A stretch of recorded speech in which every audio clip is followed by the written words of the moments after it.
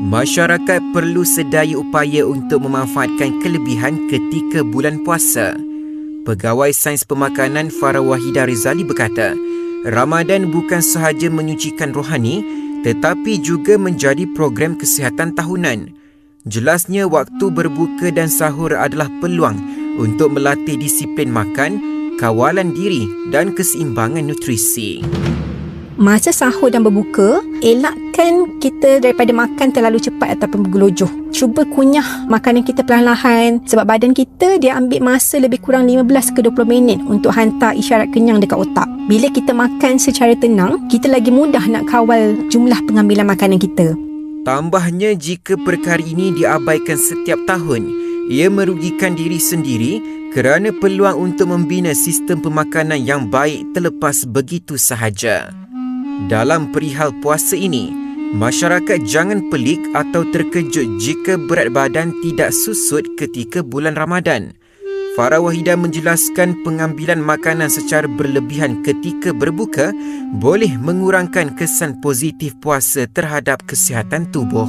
Kadang-kadang sebelum ni kita tak makan pun kuih muih, tapi masa bulan puasa kita ada ambil. Jadi secara tak langsung, yang ni dia akan menyebabkan kita punya pengambilan tenaga harian ni akan meningkat dan dia boleh menyekat kita punya proses penurunan berat badan. So kalau dalam jangka panjang, konsisten pemakanan kita macam ni, dia boleh menyebabkan ada peningkatan kita punya lemak dalam badan lah.